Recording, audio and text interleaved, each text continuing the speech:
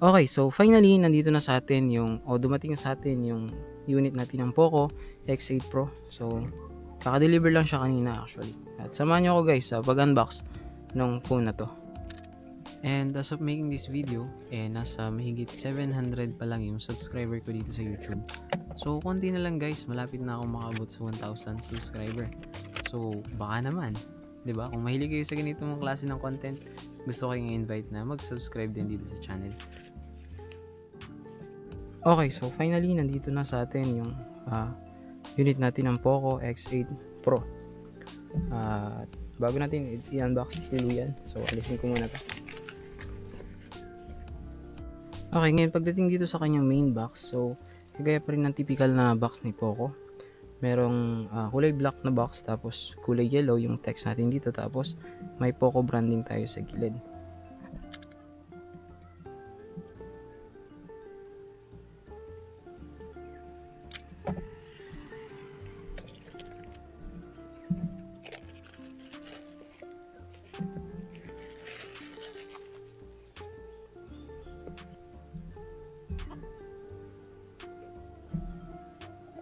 Pagkabukas natin, ito ang unang bubungod sa atin, meron dito small box.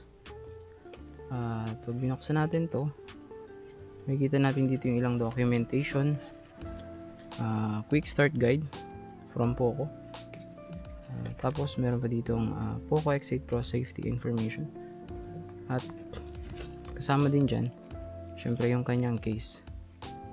So kung titingnan natin yung case nya, rubber siya, saka malambot. Actually, ang ganda ng case. Nagustuhan ko yung case niya. Pagkatapos guys, nandito pala yung kanyang SIM ejection tool. At pagkatapos nun, bubungod na sa atin yung mismong phone. Nakalagay dito yung kanyang top specs. At eto na yung color white. So,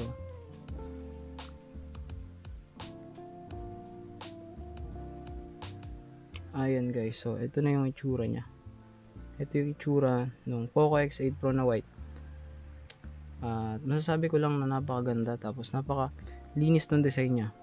Napaka minimalist lang, walang maraming kung ano-anong nakalagay na design sa likod, at nagustuhan ko yun kasi mas gusto ko yung simple lang na design.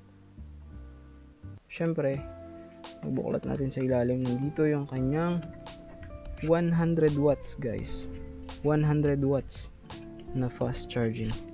Ayan, so naka 100 watts siya na fast charging. Syempre hindi rin mawala yung kanyang charging cable, USB A to USB Type C. Ayan, so USB A to USB Type C na cable, kasama rin yun sa box. Okay, so eto na guys, ito-turn on natin siya, o ipa-power on natin siya for the first time.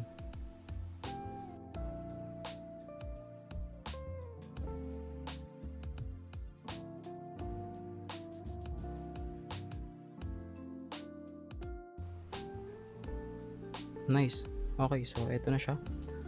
So setup ko lang to, tapos balik tayo sa video.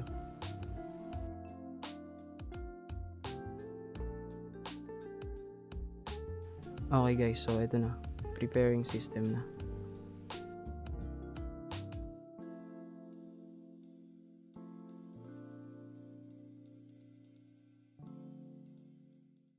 Nice. Okay, so upon opening, mapansin ko lang, makikita natin dito na ang daming yung bloatware na pwede naman natin yan install kung gusto natin. Tapos, ayan, madaming mga apps na naka-install o pre-installed application na hindi naman gagamitin ng lahat sa atin. Pero pwede naman natin yan, install yung mga yan. Para sa akin, ang ganda ng size niya na 6.59 inches ba? Kung di ako nagkakamali. Kasi, kagaya ko na hindi naman ganun kalakihan ng kamay, abot na abot ko yung bawat sides. Pwede ko siyang magamit ng one-handed operation.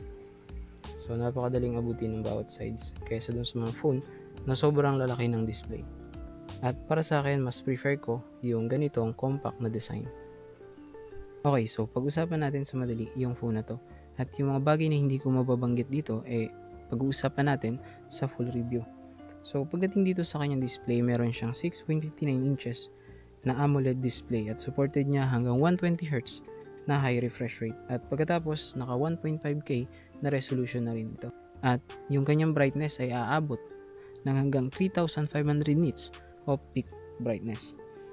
Tapos, meron na rin siyang 12-bit color depth at supported na rin yung DCI-P3 na color coverage. At syempre, supported na rin niya yung HDR10 Plus na display. At ang protection ng ating display dito ay Corning Gorilla Glass 7i.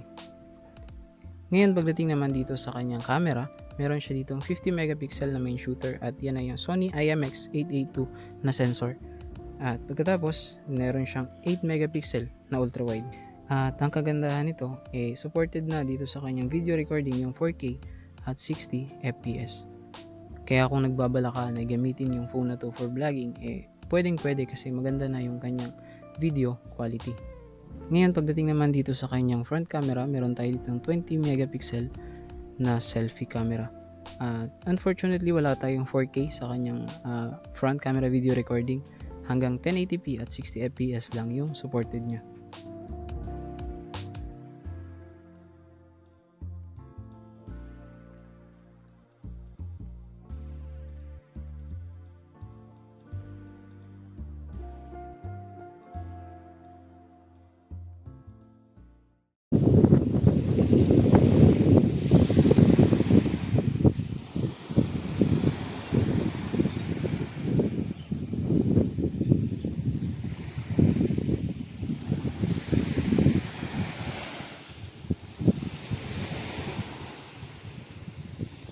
Pagkatapos, pagdating naman sa battery ng phone na to, meron siyang 6,500 mAh na capacity. At supported niya rin yung 100 watts na hypercharge. Ngayon, pagpunta naman tayo dito sa kanyang display settings. Pag scroll natin sa baba, makikita natin yung color scheme. So dito, by default, nakaset siya sa Original Color Pro. Pero, yung ginawa ko, sinet ko siya sa Vivid para mas matingkad yung kulay, mas tumingkad yung kulay, tapos pwede rin nating matimpla yung kanyang color temperature. Tapos kung titingnan naman natin yung refresh rate settings, makikita natin dito naka-default siya.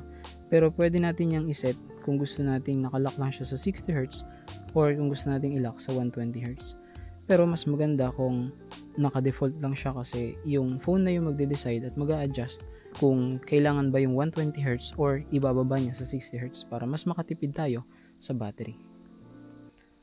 So, yun lang naman sa video na to. At abangan nyo guys yung full review natin. So, mas marami tayong pag-uusapan sa video na yun. At kung nagustuhan nyo at kung mahilig kayo sa ganitong klase ng mga video, mga unboxing at mga gadget reviews, pwede kayo mag-subscribe. Paki-like na rin ng video. So, yun lang. Salamat.